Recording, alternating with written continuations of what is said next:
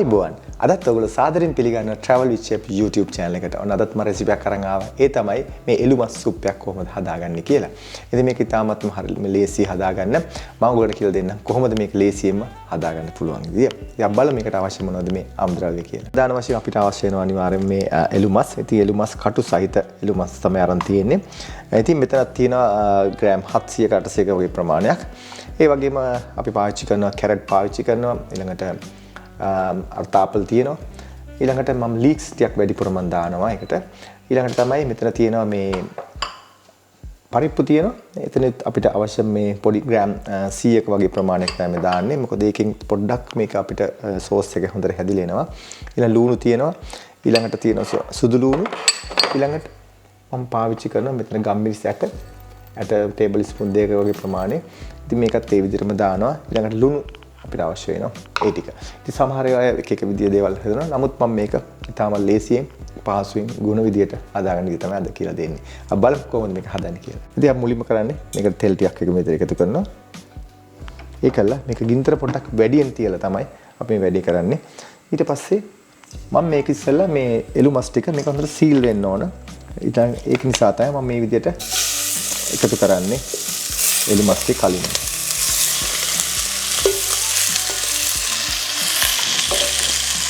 ඊළඟට මේක හොඳට තෙලෙන් බැදෙන්න හදින් මේ විදියට.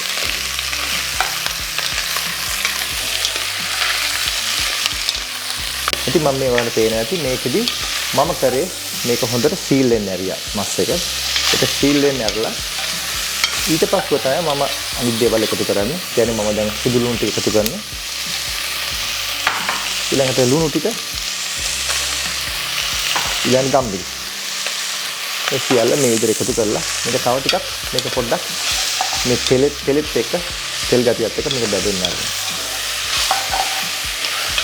එතකොට තමයි මේ මස් එක හොඳ සීල් වෙනවා. ඊට පස්සේ මේක අපි හිමීට තමයි මේ පුයන්නේ. මේකෙන් වෙන්නේ මේක හොඳ රසයක් වෙනවා. මේක හතරට බැදිලා වගේ යන ලුණුත් එක්ක ඒකයි මේන් කරන්නේ. ඒක නිසා මේ වගේ හදනකොට තියෙන විවිධ ක්‍රම හදන විදිහ. ඒකෙන් තමයි මම ලුණු දැන් සුදු ලුණු ගම්බිස්සට මේ ඔක්කොම මසුත් එක්ක හොඳට මේක දැන් මේක ටෙම්පරාදු වෙනවා. ඒ කියන්නේ බැදෙනවා. ඒ ගින්දර පොඩ්ඩක් හයි හීට් තියෙන්නේ. ඊට පස්සේ මේක හොඳට බැදෙනකොට පසුව මේක ගින්දර අඩු කරලා අපි ඉතිරි ටික ඒවල් එකතු කරගන්නවා. ඉතින් දැන් මේ සියල්ල හොඳට බැදලා තියෙන්නේ. දැන් මම ලීස් ටික මේ විතර එකතු කරනවා. ඊළඟට කැරට් ටික දැම්ම. දැන් මම මේ අර්තාපල් ටික එකතු කරනවා. ඒත් එක්කම ඊට පස්සේ මෙන්න මේ පරිප්පු ටිකත් මේ විදිහට එකතු කරනවා.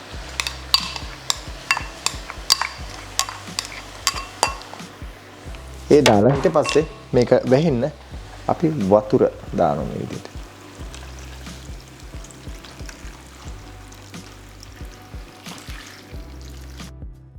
right මේ ගානට වතුර තිබුණා නැති මොකද තවත් වතුර අපිට ඕන වෙනවා මස් වලින්. ඒක නිසා අපිට ලොකු මේ ගොඩක් අපිට අවශ්‍ය නැහැ වතුර දාන්න මේකට. මේ ප්‍රමාණය හොඳට මැති. ඊට පස්සේ මේක ලුණු ස්වල්පයකුත් මම එකතු කරනවා.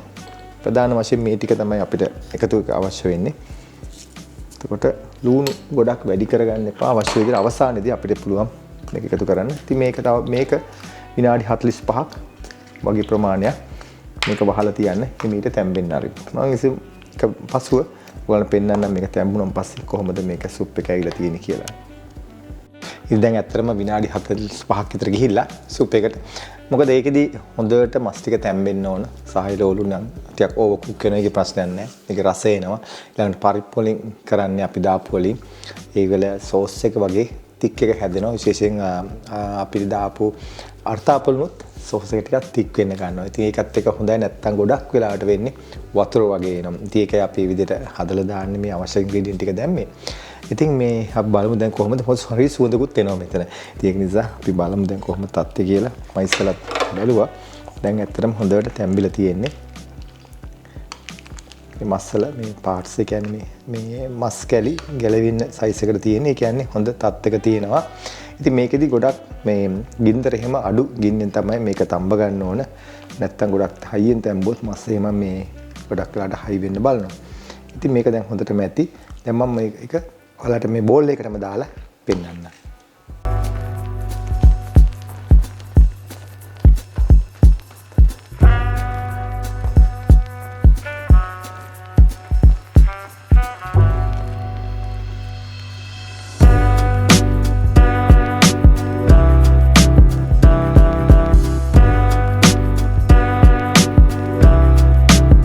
ඉතින් මේ තමයි මම හදාගත්ත එළු මස් සුප් එක. ඉතින් ඉතාමත්ම සුවඳට රසට තියෙනවා. ඉතින් හරිම ලේසියෙන් හදුනා. ඉතින් ඔයගලන්ට පුළුවන් මේ විදිහට මේක හදාගන්න. මේ වගේ සමහරට සීත කාලයක දවසකට නම් වඩාත් සුදුසුයි මේ වගේ සුප් එකක්. මේ ඉතින් ඔයගලට හදලා බලන්න පුළුවන්. සමහර දේවල් ගොඩක් දේවල් තියෙනවා අපිට මේකට තව එකතු කරන්නත් පුළුවන්. නමුත් මේක හරි සිම්පල් ලේසියෙන් හදාගන්න පුළුවන් දෙයක් තමයි අද ඔයගලන්ට මම කියලා දුන්නේ. ඒකවල මම හිතනවා අද වීඩියෝ එකත් ඔයගොල්ලෝ යමක් කරගන්න ඇති කියලා. නැවතත් මෙවැනි මාළුත්ම වීඩියෝ හම්බෙන තුරු අදට ගිහින් එන්න ඔබට සුබ දවසක්. ආයුබෝවන්.